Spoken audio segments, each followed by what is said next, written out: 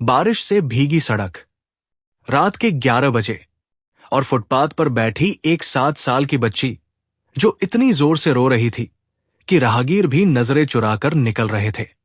तभी एक पुराना सा ऑटो रुका। रिक्शा वाले ने बच्ची से बस एक सवाल पूछा, बेटी, घर कहाँ है?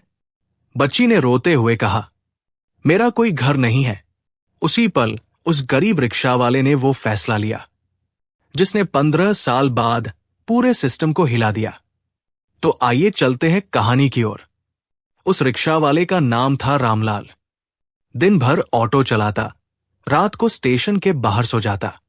पत्नी कई साल पहले गुजर चुकी थी और औलाद किस्मत ने कभी दी ही नहीं। उस रात बारिश तेज थी। रामलाल ऑटो में बैठा हिसाब कर रहा था कि तभी उसकी नजर बच्ची पर पड़ी। फटे कपड़े, भीगे बाल, डर से कांपता शरीर। उसने बच्ची को पानी दिया। किसी ने नहीं रोका, क्योंकि गरीब की मदद में दुनिया कभी दिलचस्पी नहीं लेती। रामलाल बच्ची को पुलिस स्टेशन ले गया। रिपोर्ट लिखी गई। घंटों इंतजार हुआ, लेकिन कोई नहीं आया। पुलिस ने कहा, अगर सुबह तक कोई नहीं आया तो चाइल्ड होम भेज देंगे। बच्ची ने रामलाल की उंगली पकड़ ली। मुझे वहां मत भेजना, मुझे यहां डर लगता है। और पहली बार रामलाल की आंखों से आंसू गिरे। उसने कहा, अगर तू चाहे तो मेरे साथ चल। बच्ची रामलाल के साथ चली गई। रामलाल ने बच्ची का नाम रखा कविता। छोटा सा कमरा, एक चूल्हा, 2 प्लेट और एक पुराना स्कूल बैग। रामलाल दिन में ऑटो चलाता और रात को कविता को पढ़ना सिखाता। कभी कभी खाना पूरा नहीं होता, लेकिन पढ़ाई कभी नहीं रुकी। जब स्कूल की फीस नहीं होती, रामलाल अपनी चप्पल सिलवाता, कपड़े नहीं खरीदता। लोग ताने मारते, अपनी औकात देख, किसी और की बच्ची पाल रहा है। रामलाल बस इतना कहता, बेटी अपनी हो या किसी और की, पेट और सपने एक जैसे होते हैं। रामलाल बीमार पड़ गया। डॉक्टर ने कहा, दिल कमजोर है, ज्यादा मेहनत नहीं कर सकते। ऑटो बिक गया। इलाज शुरू हुआ। कविता ने पढ़ाई के साथ पार्ट टाइम काम किया। कभी ट्यूशन, कभी लाइब्रेरी में नौकरी। समय धीरे धीरे बीतता चला गया।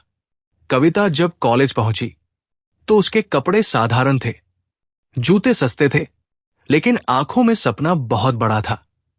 उसने बीए में एडमिशन लिया। पहला दिन ही उसके लिए इम्तिहान बन गया। कॉलेज में ज्यादातर छात्र अच्छे घरों से थे, ब्रांडेड बैग, महंगे मोबाइल। एक लड़की ने हंसते हुए पूछा, तुम रोज ऑटो से आती हो? कविता चुप रही, क्योंकि उसके जवाब से उसके पापा की मेहनत झलकती थी। लॉ का सपना उसने वही देखा जब उसने एक प्रोफेसर को गरीब मजदूर का केस जीतते देखा। उस दिन उसने घर आकर कहा, पापा, मैं जज बनना चाहती हूं। रामलाल ने बिना सोचे कहा, बेटा, जो बनना है बन, मैं भूखा रह लूंगा। कविता सुबह 5 बजे उठती, 6 बजे ट्यूशन पढ़ाने जाती, 9 बजे कॉलेज, शाम को लाइब्रेरी में पार्ट टाइम काम, रात को रामलाल की दवाइयां।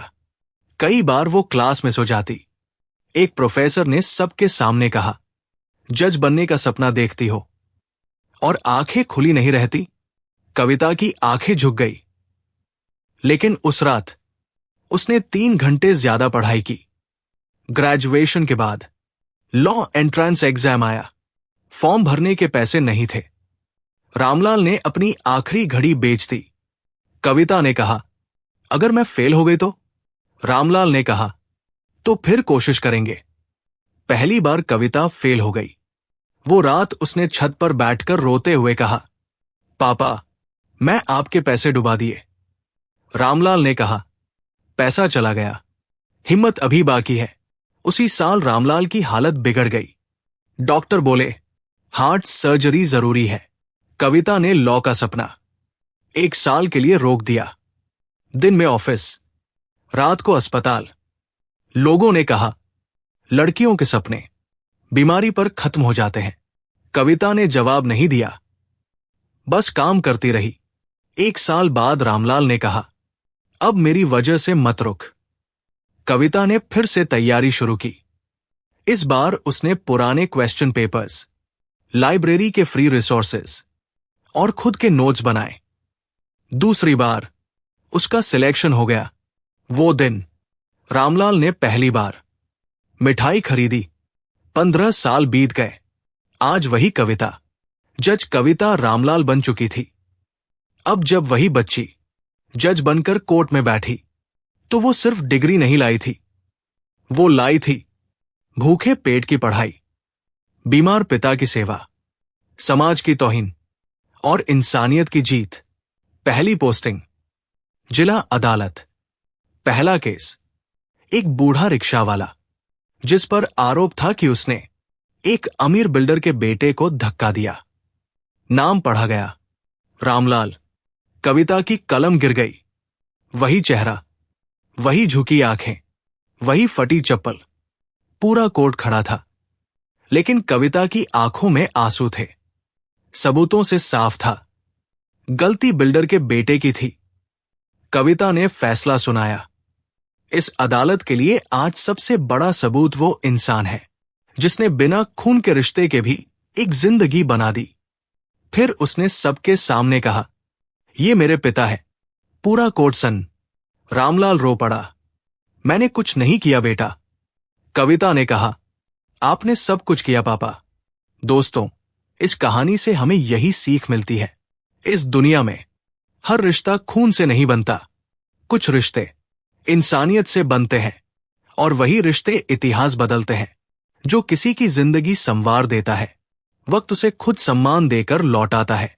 दोस्तों, अगर आपको ऐसी कहानियां पसंद है जो दिल को छू जाए, जो सिखाए कि हालात चाहे जैसे हों, इंसानियत और मेहनत कभी हारती नहीं, तो अभी जिंदगी की सिक चैनल को सब्सक्राइब कीजिए। यहां हर कहानी सिर्फ कहानी नहीं होती, यहां हर वीडियो जिंदगी की एक सिक होता है। सब्सक्राइब करें, वीडियो को लाइक करें और कमेंट में बताइए आपको यह कहानी कैसी लगी।